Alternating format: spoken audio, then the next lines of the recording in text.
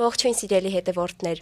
դուք դիտում եք թեթև զրույցը, այսօր միասին քննարկելու ենք աշխարհաքաղաքական կարևոր թեմաներ, ԱՄՆ-Ուկրաինա հարաբերություններից սկսած անցում են կատարելու մինչև Հայաստանի ներքաղաքական իրադրություն։ Ողջույն սիրելի հետևորդներ, այո, այսօր խոսելու ենք աշխարհաքաղաքական տարբեր թեմաներից, Թրամփ-Զելենսկի հանդիպումից, նոր սահմանադրական փոփոխություններից, ինչպես նաև պատերազմի վտանգից, իսկ մեր հյուրը քաղաքագետ Խաչիկ Գալստյանն է։ Բարև ձեզ, պարոն Գալստյան։ Բարև ողջույն։ Ողջույն պարոն Գալստյան, երևի սկսենք առաջին հենց հարցից։ Վերջերս ԱՄՆ նախագահ Դոնալդ Թրամփի եւ Վլադիմիր Զելենսկու հանդիպումը տեղի ունեցավ։ Ինչ էր սա, ինչքանով սա կազդի Հայաստանի վրա եւ ընդհանրապես ինչ ազդեցություն ունեցավ Թրամփի մուտքը ԱՄՆ կրկին նախագահի պաշտոնում։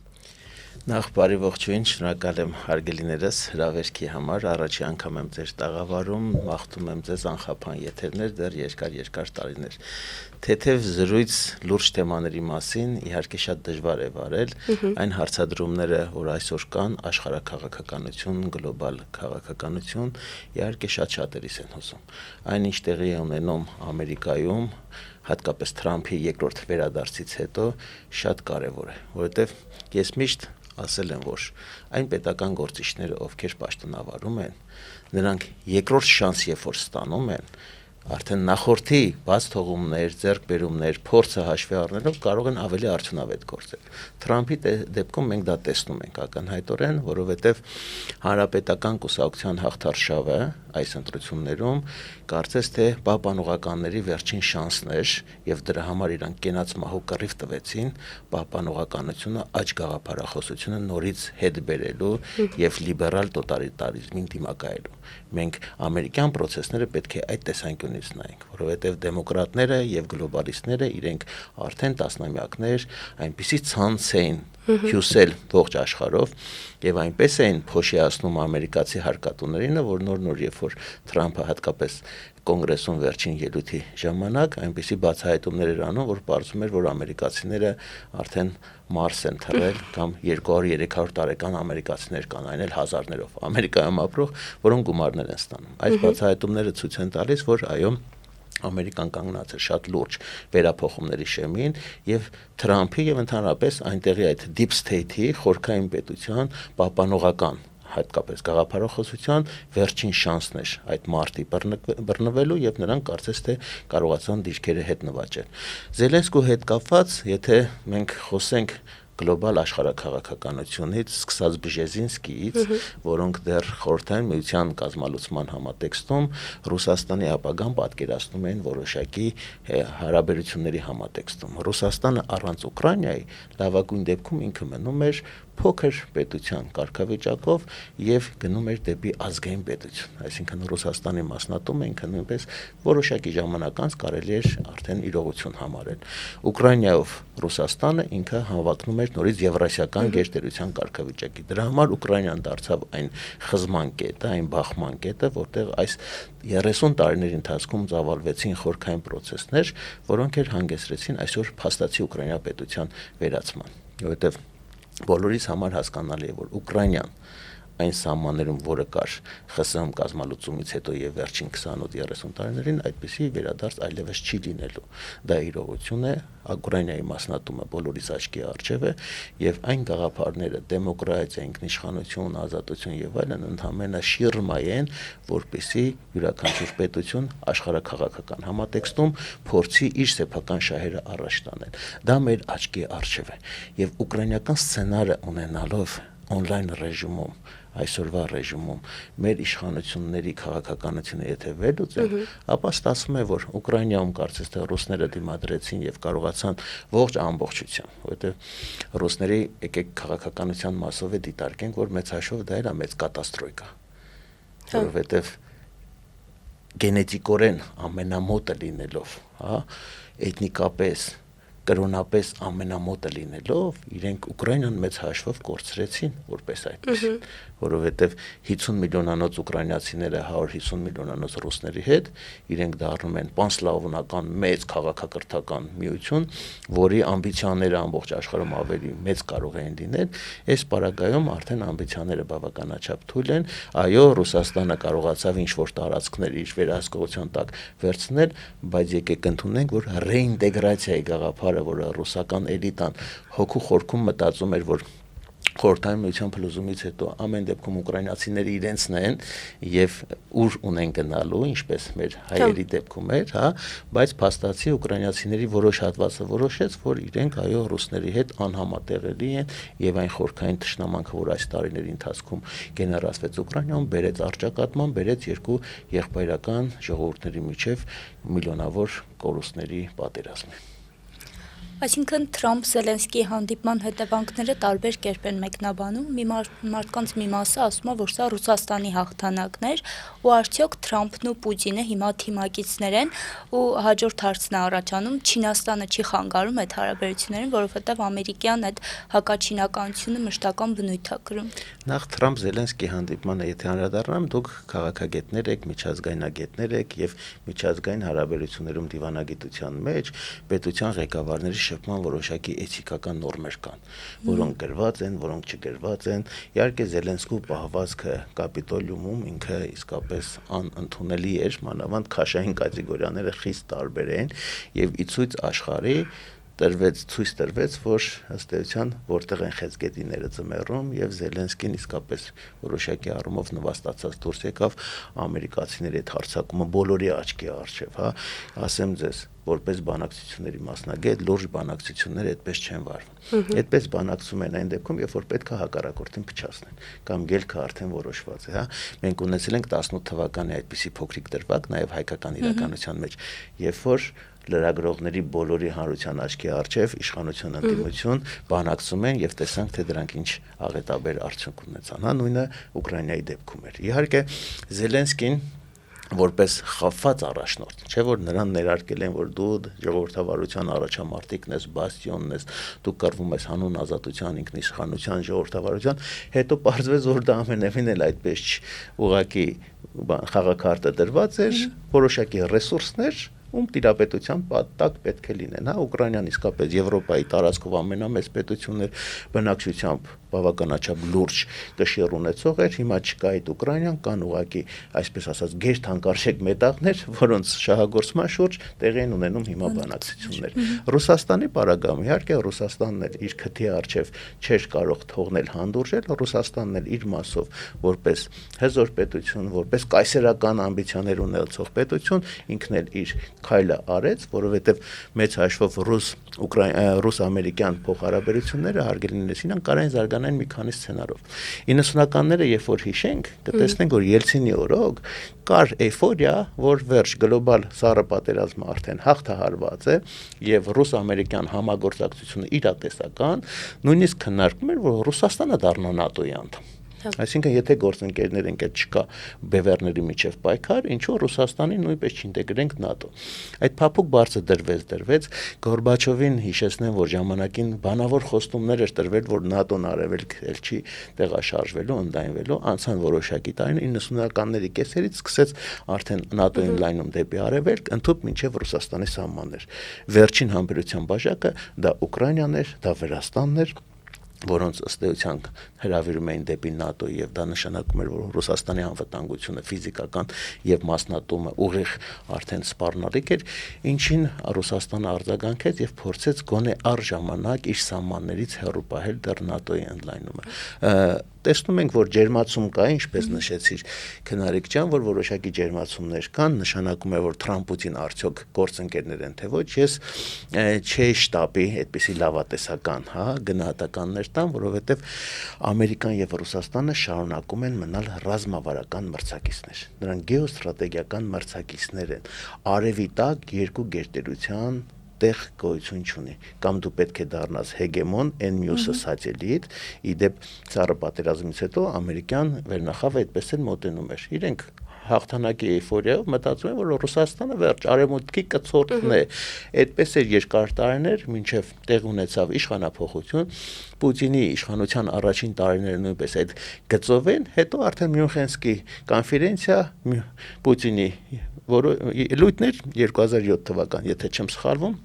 Եվ նորից մենք տեղափոխվեցինք դեպի մրցակցության դարաշրջան։ Այսինքն երկբևեռության վտանգ չկա հիմա։ Բազմաբևեռություն։ Այսօր աշխարհը գնում է դեպի բազմաբևեռ աշխարհակարգ, բայց բազմաբևեռ աշխարհակարգում այն պետությունները, այն տարածքները, որոնք գտնվելու են այդ բևեռների հատման կետում, այնտեղ մենք դեռ կունենանք կոնֆլիկտային սրացումներ։ Ցավոք սրտի, Հայաստանի Հանրապետությունը դեռ Հանտինգտոնի քաղաքակրթությունների բախման այդ բաժանարար գծերի մեջ է գտնում, դրա համար մենք ավելի ցավոտ Ուկրաինան է այդպիսի գծի վրա գտնվում, դրա համար այդ խզման կետերում մենք դեռ բախումների ականատես կլինենք։ Պարոն Գալստյան, իսկ չենք կարող ասել, որ այսօր Եվրամիության ձեռքում Զելենսկին դարձել է մի խամաճիկ մարիոնետկա եւ ցանկանում են նրան օգտագործել ԱՄՆ-ի շողքից դուրս գալու համար։ Եվրամիության բազմաթիվ առաջնորդներ կարծես միշտ օգնում են, ցույց են տալիս, թե աջակցում են նրան, բայց իրականում արդյոք այդ աջակցությունը կլինի, երբ որ ԱՄՆ-ն արդեն կոշտ ուժի անցնի։ Հիմա տեսեք,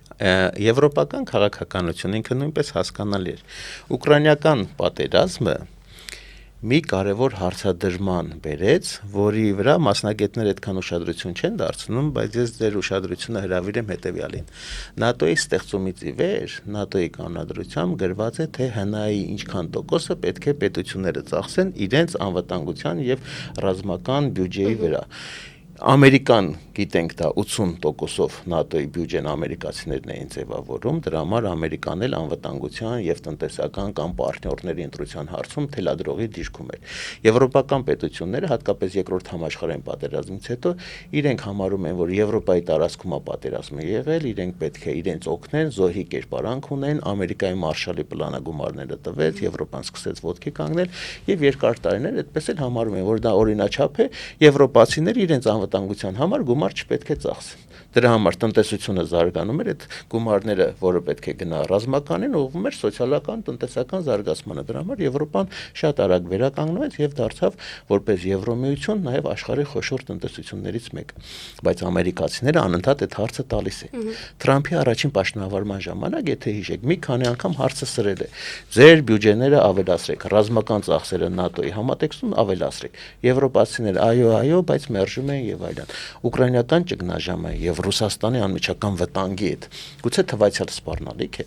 եւ Ամերիկայի, այսպես ասած, Եվրոպայի անվտանգությամբ արդեն իզոլյացիոնիզմի քաղաքականությունը եվրոպացիներին ստիպում է, նրանք արդեն այլընտրանք չունեն։ Հիմա եվրոպական խոշոր պետություններ խոսում են այն մասին, որ իբր թե մեր սեփական անվտանգության համար մենք մեր ռազմական ծախսերը պետք է ավելացնենք, բայց փաստացի դա այն է, ինչ Ամերիկան պահանջում էր եւ Ամերիկան փաստացի ստանում է դա։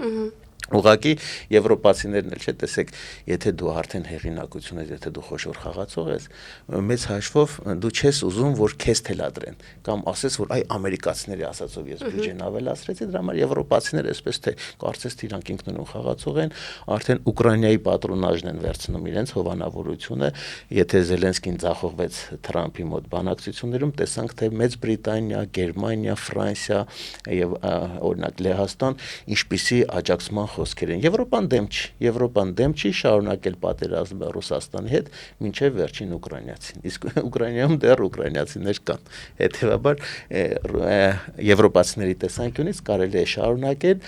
բացի այդ, նորից եմ ասում ձեզ հարգելիներս, տնտեսական լճացման ժամանակ երևի թե պատերազմը ցեռնտու է տնտեսական թափ ստանալու եւ այդ լճացած տնտեսությունը ոտքի կանգնեցնել։ Բայց ինչով դա կօգնի ինքը վերականգնելու։ Որովհետեւ տեսեք, ռազմական արդյունաբերությունը երբ որ գործի է դրվում, օրինակ հաշվարկը ոնց էր 22 թվականին ուկրաինական այդ հատուկ ռազմական գործողության արդյունքում Ռուսաստանի տնտեսությունը սանկցիաներին չի դիմանա, ճնշմանը չի դիմանա, կքանդվի եւ երկար պատերազմը չի կարող շարունակել եւ կպարտվի։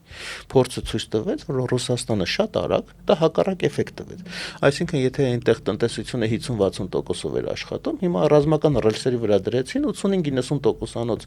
նագրուսկայով ծանրաբեռնվածությամբ տնտեսությունը աճում է եւ Ռուսաստանը իրան ամենևին էլ ված չի զգում։ Չնայած որ հարյուրավոր միլիարդավոր դոլարներ սառեցված են, չէ՞, եվրոպական արևմտյան բանկերում ակտիվները, բայց Ռուսաստանը կարծես դիմադրեց օր-օրի ավելի կարողացավ այդ ռազմական ռելսերը ուժեղացնել, որը արդեն իսկապես լուրջ վտանգ է ստեղծում եվրոպացիների համար, դրա համար են նրանք խառնվել, հա, որովհետև Ռուսաստանը մեկ ամսում կարող է այնքան զենք արտադրել, որքան ՆԱՏՕ-ի անդամ պետությունները 2 տարում չեն կարող։ Պարզ է, չէ՞, եթե գնում ենք սպառազինությունների մրցավազքի, իրենք արդեն տանուլ են տալիս։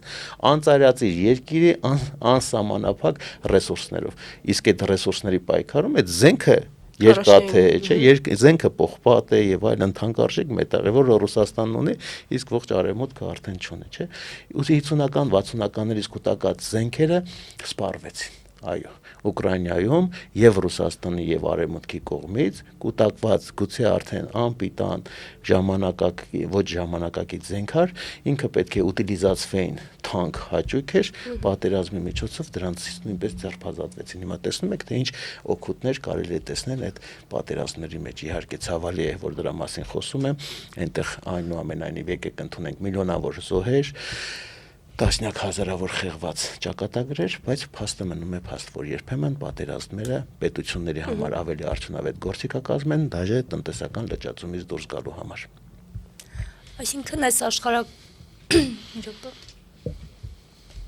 Այսինքն այս աշխարհակաղակական իրադարձությունների ֆոնին մեզ համար կարևորագույն իրադարձություններ ու մեզ համար կարևորագույն օբյեկտ շարունակում է մնալ Հայաստանը։ Ինչպես է ազդվում Հայաստանը այս ամեն ինչից ու Հարավային Կովկասի ինքնին որպես տարածաշրջան որքանով է ազդվում Թրամփի որոշումներից։ Տեսեք, մեծ հաշվով մեր հայերս այնպիսի պատմական անցյալ ունենք, այնպիսի ճակատագիր ունենք, որ աշխարհի որ ծայրում այլասկայից սկսած մինչև արտարկտի դա մի հատ թեթև քամի մենք այստեղ դժող ենք ճանաչվում, դա մեր դարաճակատագիրը պարզ է, որ խոշորների մեջ բախումը ուղիղ կարող է բացասական ազդեցություն ունենալ մեզ վրա, հաշվի առնելով, որ հայերը աշխարհասփյուռ ազգ են, աշխարհի 70-ից մոտ 100 երկրներում մենք ունենք հայկական համայնքներ, հետեւաբար աշխարհի որ ծայրում ինչ լինում է, մենք դրա հիմնականում բացասական ազդեցություն ունենում ենք։ Հարավային Կովկասը Էլի Բժեզինսկուն ցիտեմ ինքը աշխարհակաղակական ռազմավարական հենման կետերից, այսինքն շատ առանցքային տարածք է, որի նկատմամբ վերահսկողությունը արտադիր կարևոր է Եվրասիական ողջ մայրցամաքի նկատմամբ վերահսկողություն իրականացնելու համար։ Դրա համար Հարավային Կովկասի նկատմամբ ակնդետ հետաքրքրություն կա հիմնական խաղացողների միջև, այստեղ որոշակի ուժերի բալանսի խախտում է նկատվում։ 44-օրյա պատերազմից հետո ցավով արձանագրում են, որ հայկական գործոնը մեր տարածաշրջանում էականորեն թուլացել է, էականորեն նվազել է, որովհետև Հայաստանը այդ աշխարհակաղակական սեղանին Արցախով 42,000 քառակուսի կիլոմետրով բոլորովին այլ խաղաքարտերով էր խաղում, իսկ հիմա 29,743-ը որ թափահարում են, եկեք ընդունենք, որ այս պահին դա էլ մենք չունենք։ Այսինքն այն բուն Հայաստանի Հանրապետության ինքնիշխան տարածքներն են այսօր օկուպացված։ Արցախը ավերված է, հայաթափված է, Հայաստանի ներքաղաքական կյանքը իսկապես խառնաշփոթի քաոսի է, այս իշխանությունները իրենք դեռ հին պլաստինկ են միացրած 7 տարի առաջ գլոբալիստների ենթադրենք ինստրուկցիայով եկել են իշխանության, բայց գլոբալիստները Ամերիկայում պարտվել են, աշխարհը փոխում է, բայց հրահանգը նույնն է մնացել, չէ՞, շպարգալկեն բացում են, ասում են պետք է հայոյեք ռուսներին։ Սրանք օրը գիշեր վեր են կենում եւ ռուսներին հայում են, բայց ռուսներ եւ արդեն ամերիկացիներ նրանք ուրիշ կոնցեպցիայի մեջ են, չէ՞, սրանք բարձր այդ տրամաբանության մեջ չեն տեղավորվում, հետեւաբար իրենք դառնում են արդեն գլոբալ աշխարհակարգին վնասող ֆիգուրներ։ Դրա համար տեսանք ամերիկյան ոյաժները խայտարակ ավարտ ունեցան, ոչ մի ընդունելության չարժանացավ պետության ղեկավարին հարիր, ռուսական կողմից դա այն էլ պատկերացնում եք, չէ, երկրի ղեկավարը վարչապետը առաջի դեմքով գնում է, մի հատ iPhone-ով selfie-ին անում, կարող է օդանավականում էլ կամ որից միջազգային ֆորումի ժամանակ մեկին բռնել, հետը նկարվել։ Ես էլ եմ Քերիի հետ Ղրղզստանում Բիշկեքում պատահաբար այնպես սպասվեց 2015 թվականներ միջազգային ֆորումի շրջանակներում ԱՄՆ պետքարտուղարը այդտեղ էր, հա, նկարվեցի selfie արեցի, կարա չէ, դա լուրջ դեմքով ինքնագոհ բարտավանում հոզել, տեսեք, ես ԱՄՆ պետքարտուղարի հետ բանակցել եմ։ Նույնը, ասենք, վարչապետի մակարդակում ցավով եմ ասում, բայց այսպիսի մանր խուլիգանություններ, մանր մանկական չարաճճություններ այս իշխանություններն անում են, ժողովրդին փորձում են դա վաճառել, որ տեսեք, թե ինչ արտաքին փայլուն հարաբերություններ մենք ունենք։ Ամերիկյան մոդելում ըստ էության ունենք լիքը ձախողումներ, Ռուսաստանի հետ հարաբերությունները տեսանել են բոլորից, իսկ ռուսների հոգեբանությունը, եթե լավ իմանային, սրանք կհասկանային, որ ռուսները ունեն ռազմավարական համբերություն, բայց նաև հիշաչար են, քինախնդիր են։ Նիկոլի արածները ոչ ոք չի մոռացել եւ դրա համար ցավոք սրտի մենք նաև պատասխան ենք տալիս ազգովի, մեր պետականության հաշվին, մեր ինքնության հաշվին կամ մեր ռազմավարական դիրքավորման հաշվին։ Այնպես որ այստեղ նույնպես կան խնդիրներ։ Մնացել է Մակրոնը։ Խնդրեմ Եվրոպական ուղղություն է, բայց հաշվի առնենք, չէ՞, ուկրաինացիների դեպքում եվրոպացիներին տեսանք, որ եվրոպացիները դեռ 5 գիծը իրենց ձեռնտու է, որ իրականացնեն, պետքա երկրորդ ճակատը բացել, Հայաստանին եւս պետքա օգտագործել, թե դրա համար տեսեք ֆրանսիական ուղղությամբ բավականաչափ ակտիվացում կա, միայն Մակրոնն է, որ ջերմորեն գրկում է, բայց դա նման է օծի համբույրի, չէ՞, անակոնդայի գրկախառնության, որ ուղղակի շնչահեղձ անելու այդ մրցակցին կամ գործընկերոջը Հայաստանը հիմա այդ եվրոպական ուղղությամբ, այսպես ասած, որ սիրատոչոր գնում է դեպի Եվրոմիության անդամակցության հանրաքվեներ են պատրաստվում անել, օրենք էին ընդունում, այն էլ իրավիճակը փոփոխվեց, երկրորդ ընթերցումը կարծես կասեցրեցին ռուսներին մեսիջ ուղարկեցին, որ ձեր հետ ոնց որ էլի վերադառնում ենք ձեր գիրկը, բայց կարծում եմ այս անգամ դա նույնպես հնարավոր չի, այն ու եվրոպական ուղղությունն է Մակրոնի գլխավորությամբ, ֆրանսիացիներն էլ առիթը փորձում են օգտագործել ինքնուրույն եվրոպական այդ անվտանգության ճարտարապետությունը կառուցեն, իսկ եվրոպական անվտանգության մեջ այո Ուկրաինան կարևոր է, որովհետև Գերմանիա, Ֆրանսիա, Լեհաստան եւ Ուկրաինա կենտրոնական Եվրոպայի համար դա այն Սիրիդինի միջանկյալ կենտրոնական դիրքավորումն է, որը իրենց անվտանգության կարող է որոշակի երաշխիքներ տալ, դրա համար Ուկրաինայում նրանք համառում են, իսկ Հայաստանը իրենց համար այն բուֆերային գոտին է, որտեղ խզվածք է եւ կարելի է ռուսներին այստեղ նույնպես մի փոքր նեղել, ինչը եւ փորձում են Նիկոլի ձեռքով, այսօրվա իշխանության ձեռքով Հայաստանը սարքել հակառուսական հերթական պլացդարմ։ Պարոն Գալստյան, նաև խոսեցիք Եվրոմիության անդամակցելու փորձի մասին։ Ես ինքս գիտեմ, որ ինչ որ հստակ չափանիշներ են պետք, երբ որ որևէ երկիր ցանկանում է Եվրոմիություն անդամակցել։ Արդյոք Հայաստանի Հանրապետության հայտարարությունները անդամակցելու իրատեսական են։ Իհարկե ոչ իրատեսական չեն։ Ուղղակի տեսեք հարգելիներս, սպառողական հասարակության մեջ կա մի ֆենոմեն։ Շուկայական մոդելը ինչ ասում, երբ որ դուք գնում եք որից է խանութում ապրանք գնելու, ուզեք թե չուզեք, ձեր ուշադրությունը գրավում է ճռճռան, վառվռուն, փայփլուն թղթերով, էտիկետկաներով ապրանքները։ Եվրոմիությունը մեր հասարակական գիտակցության մեջ ասոցացվում է հանգստին, մենք Եվրոպա երբ ենք այցելում, ամառային արձակուրդների ժամանակ, ծովափնյա շրջաններ, Փարիզ, Էյֆելյան աշտարակներ, Վիեննայի եւ այլն, այսինքն ժողովրդի մոտ էմոցիոնալ բացառապես դրական ընկալումներ են, բարդագույն ակնոցներով է Եվրոպան ընկալում, դրա համար իհարկե ժողովրդին երբ որ այդ ստորագրահավաքներն անում են, պարզը չէ, պրիմիտիվ որ հարցը տարեց, կուզես եւ իհարկե կուզենք, բայց իրատեսականությունը, աշխարհաքաղաքականությունը այստեղ է կարևոր, որ աշխարհաքաղաքականությունը որպես գիտություն պետք է դպրոցից դասավանդել, որպեսզի հասկանան, որ հողի վրա դու ասիական տարածաշրջանում ես, մեր երկրի գեոլոկացիան, աշխարհագրությունը չի փոխվել, հազարամյակներ շարունակ հայկական բարձրավանդակը, հայկական լեռնաշխարհը եղել է եւ կմնալու է աշխարհաքաղաքական բախման կետ, շահերի բախման կետ, երբ որ հայերը, օրինակ այդ ընտրության հարցը դիլեման ամբողջ պատմության մեջ է, չէ՞ մեզ ուղեկցել։ Հռոմից ենք, Հունաստան ենք, Պարսկաստան ենք, հա, դեպի որ օսմանական ենք, հետո ռուսական ենք, թե բրիտանական ենք կամ եվրոպական ենք, այս աշխարհաքաղաքական օրիենտացիայի կողմնորոշման հարցը միշտ էլ մեզ անդադ ուղեկցել է տարիների ընթացքում։ Երբ որ հայերը կարողացել են որոշակի չեզոքություն պահպանել, գոնե ոչ թե լինեն բիֆուրկացիոն կետ, այլ լինեն բուֆերային գոտի, մենք կարողացել ենք զարգանալ, բայց հենց որ դարել ենք մենք կոնֆլիկտային օջախ, շահերի բախման կետ, Հայաստանից ոչինչ չի մնացել, մասնատվել է, տրորվել է, փոշիացել է, հիմա էլ ցավոք սրտի այս իշխանության քաղաքականությունը տանում է դեպի Հայաստանի սիրիացում, Հայաստանի ուկրաինիզացիա, որտեղ բախումը լայն առումով կարող է նաև այստեղ տեղափոխվել։ Հիմա սրանից պետք է կարողանանք որոշակիորեն զերծ մնալ, իսկ դա կարող է լինել միայն գլոբալ իշխանափոխությամբ, հասկանում եք, պետությունը ինքը որպես կենթանի օրգանիզմ, միտև գեոպոլիտիկայի օրենքներից մեկն է։ Պետությունը դիտարկվում որպես օրգանական ամբողջություն, որ ունի գլուխ, վերջույթներ, սիրտ, թոք եւ այլն, հա։ Հետեւաբար մեր գլուխը դա իշխանությունն է։ Երբ որ գլուխը շրջված է դեպի Եվրոպա, բայց ժողովուրդը ու մենք արմատներով ասիական, այս եվրասիական տարածքի մաս են կազմում, պարզա որ օրգանիզմը ինքը սինխրոն չի գործի եւ առնվազն ինքը կդադարի շարժվել կամ քայլել։ Հետեւաբար այդ իրավիճակում է այսօր Հայաստանը։ Բայց նաև Հայաստանը ձգտում է խաղաղության պայմանագրի ու շատերի կարծիքով դա պահանջ է, այսինքն սահմանադրական փոփոխությունների գնով միայն կարող է կնքվել խաղաղության պայմանագիր։ Ըստ ձեզ, արդյոք կստացվի Հայաստանին գոհացնել բոլոր կողմերին, Թուրքիային օրինակ։ Տեսեք,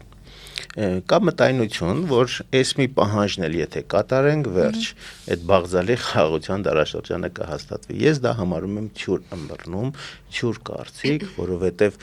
աշխարհաքաղաքական էլի օրինաչափությունների համատեքստում, եթե գնում է արժեքային կոնֆլիկտ, տեսակը տեսակին պետքա ոչնչացնի։ Մենք գիտենք, որ թուրքերի հազարամյա ներկայությունը այս տարածաշրջանում եղել է բնիկ ժողովուրդների հայրենիքի հաշվին եւ հայրենիքի փնտրտուքը թուրքերին տարել հասցրել է այս տարածաշրջան, Շուշին իրանք հիմա սարքել են թուրքական աշխարհի մայրաքաղաք, իրենց ազգային ինքնության կարևոր, այսինքն իրանք Սիբիրի, Ալթայի եւ Մոնղոլիայի տափաստաններից եկել են իրենց ազգի աշխարհաքաղաքական ձևավորման առանցքը բերել են մեր հայրենիքում են սարքել, հետեւաբար սա իրենց համար ռազմավարական մշակույթի տար է։ Թուրքերը ի տարբերություն մեզ, մենք չունենք ռազմավարական երկարաժամկետ մտածողություն, թուրքերը հաշվարկում են 100-ամյակներ առաջ։ Այսինքն նրանք մի քանի 100 տարի առաջ արդեն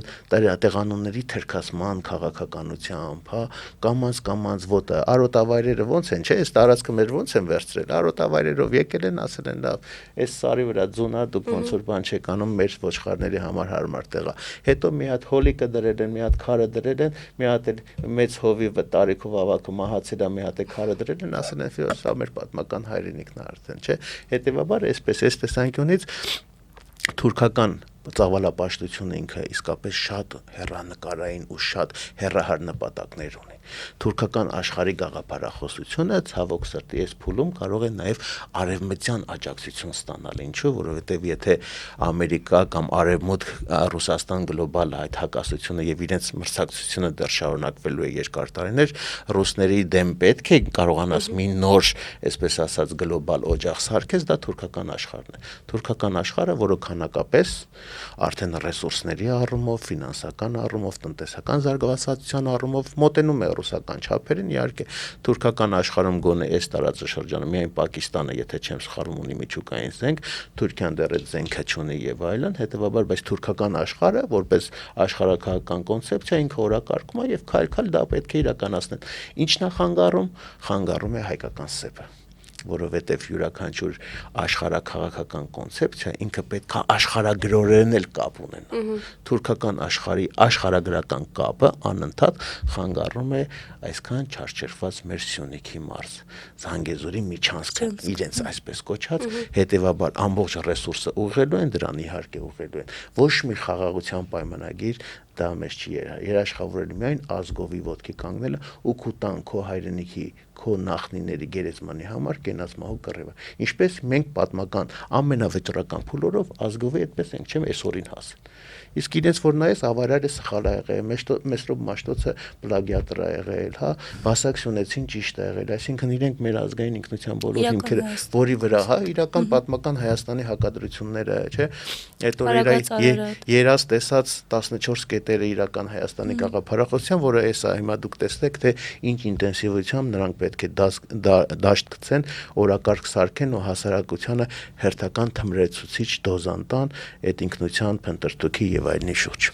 Պարոն Գալստյան, նաև ինչպես նշեցիք, նկատում ենք, որ Հայաստանի եւ Ադրբեջանի հարաբերությունները միանշանակ լարվածությունը շարունակական է, ու մենք տեսնում ենք, որ ինչքան էլ մենք որոշակի տարածքներ զիջում ենք, միևնույն է, հակառակորդ կողմը շարունակում է նոր պահանջներ ներկայացնել։ Ինչ պետք է անենք, որպեսզի որոշակիորեն գոնե դադարեցնենք այս անհասկանալի իրավիճակը։ Տեսեք, բարդ հարց եք տալիս։ Ինչ անելու մի քանի բանաձևեր մենք այս 5 տարիների ընթացքում արել ենք։ Նոյեմբերի 9-ից հետո, երբ որ փողոցային պայքարեր տեղի ունենում, բանաձևը հետևյալն էր, որ բանակցողի փոփոխությունը, այսինքն մինիմալ պայման է այս դեպքում, պետության անունից հանդես եկողի գոնե փոփոխություններ, որ բանակցողի փոփոխությամբ դու կարողանայիր վերադիրքավորվել ազգային կոնսոլիդացիան, իսկ ազգային կոնսոլիդացիան ինքը ֆանտաստիկ ներուժ ունի։ Բայց մեզ հիմա ինչ են արել, չէ՞, մենք հիմա պառակտված, հուսալքված, անտերության մատնված, ներքին հոշոտման, այսպես ասած, բնազդային հակումով իրար ենք հոշոտում, չեն կարողանում, ասենք, Նիկոլի հախից գալ, ընդդիմադիր դաշտը սկսում են իրար հոշոտել եւ այլն։ Այդպիսի վիճակում որևիցե հույս փրկության չկա։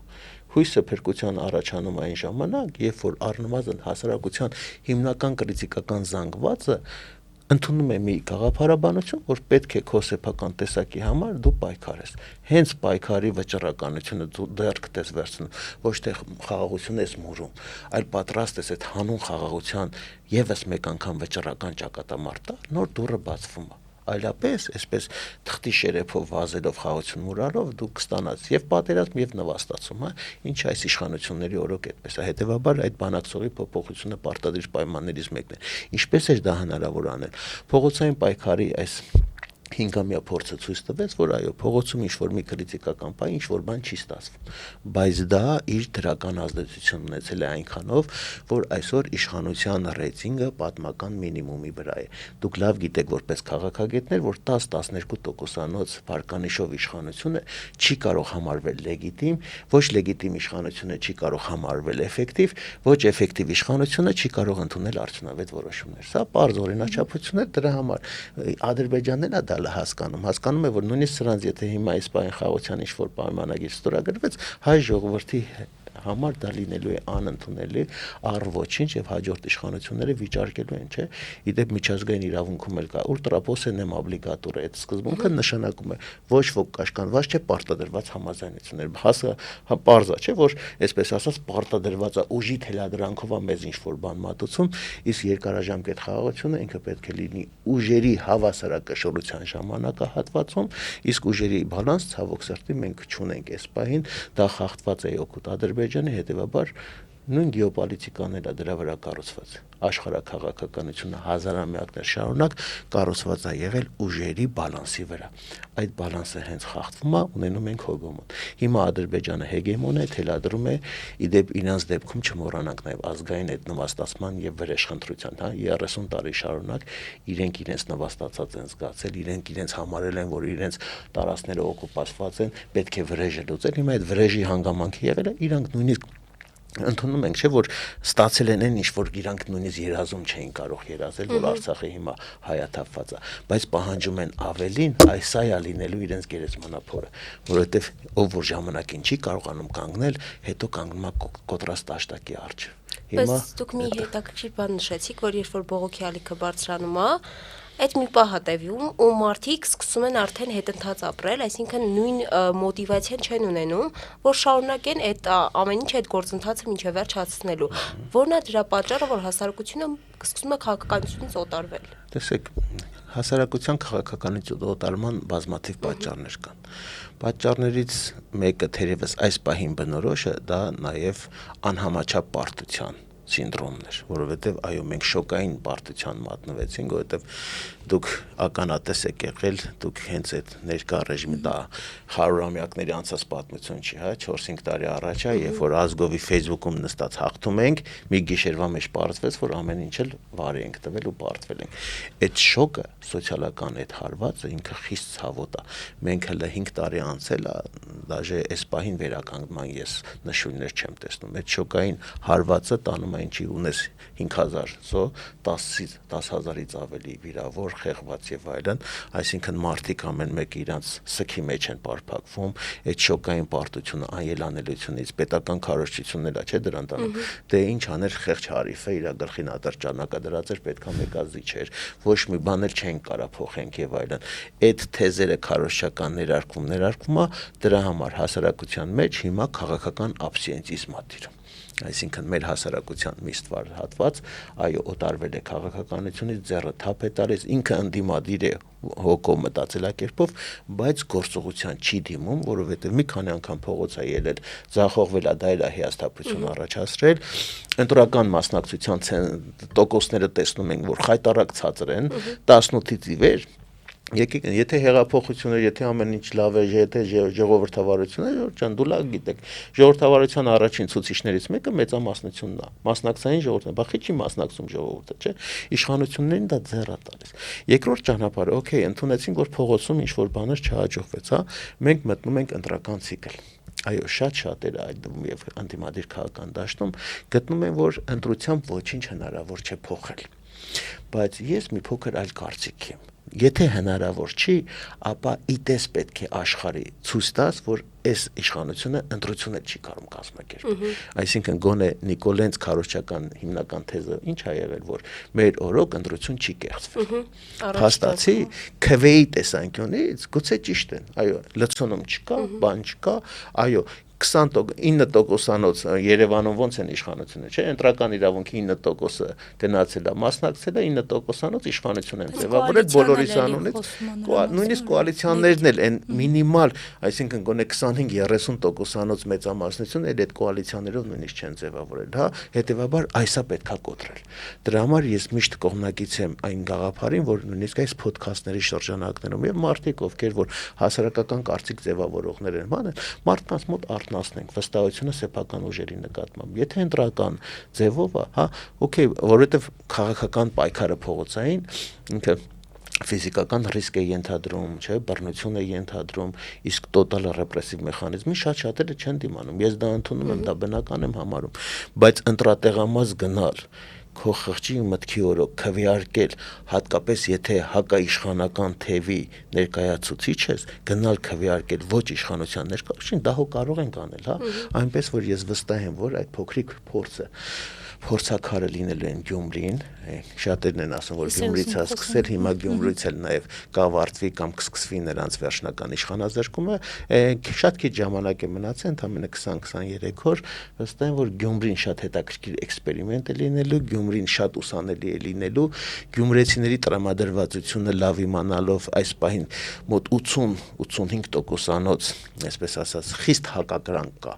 նույնիսկ ատելության հասնող հակակրանք կա գործող վարչախմբի նկատմամբ, իշխող քաղաքացիական պայմանագրի նկատմամբ, չնայած նրանք հակառակն են ուզում ապացուցել, ներկայացրել են 99 հոգանոց ցուցակ, ամենամեծ ցուցակը այս ընտրությունների, դրանով ցույց տալով, որ տեսեք, հələ մենք ինչ բան ենք, հա, հեղինակություն ենք վայելում, շատ մեծ են մեր համագիների ցանկը, բայց կարծեմ ողջ Երևանյան ինչքան գյումրեցի ցակումով պաշտոնյա ու նախարարու խոսնակ ունեն, բերել են այդ ցուցակը, դասրել են ցույց տալու համար իրենց թվայցյալ ուժեղությունը, բայց Գյումրին շատ հետաքրքիր է լինելու, այնպես որ օգտվելով առիթից ես էլ կոչ կանեմ, կհորդորեմ բոլոր այն մեր քաղաքացիները, ովքեր որ արդեն հոգնել են, զզվել են, ել չեն կարող այսպես ապրել, որովհետև նորմալ ռացիոնալ մտածող մարդու համար ուղեղը կարող է պայթել։ Այնքան այս աստիճանի ավերակ, որ թողում են այս իշխանությունները, մենք վաղուց հազարամյակներ շարունակ չենք ունեցել, այնպես որ բոլորս դեպի գործողության տեսակները տարբեր կարող են լինել, մեկը նստած Facebook-ում է քննադատում, մեկը ձերպես հաղորդում է վարում, ինչպես ինչ-որ հոդվածներ է գրում կամ քաղաքական ակցիաներ է իրականացնում, գործընթաց է ծավալում, բոլորը միատեղվելու են մեկտեղ, որպեսզի արդյունք ստանանք։ Այս իշխանությունից ազատվելը այս պահին ոչ մեկ հոգու, ոչ մեկ առաջնորդի, ոչ մեկ կուսակցության բան չէ, բոլորով պետք է համախմբվել, շատ դժվար է, նույնիսկ այս պահին անիրատեսական, բայց պետք է այդպիսի նպատակ դնես, եթե կա նպատակ, կա նաև դրան հասնելու միջոցներ։ Դե ինչ, այսօր ավարտենք մեր քննարկումը, իսես շնորհակալ ենք պարոն Գալստյան մեզ հյուրընկալվելու համար եւ այս հետաքրքիր համապարփակ զրույցի համար։ Շնորհակալ եմ ձեզ սիրելիներս, օգտվելով առիթից, շնորհավորում եմ ձեզ նաև գեղեցկության կանանց միջազգային օրվա կապակցությամբ, լինեք միշտ այսպես ժպտադեմ, գեղեցիկ, որովհետեւ այո, գեղեցիկը կփրկի աշխարհը, ես հավատում եմ դրան։ Այսպիսով սիրելի հետևորդներ, ավարտում ենք մեր հաղորդումը եւ այսօրվա մեր հյուրը քաղաքագետ Խաչիկ Գալստյանն էր։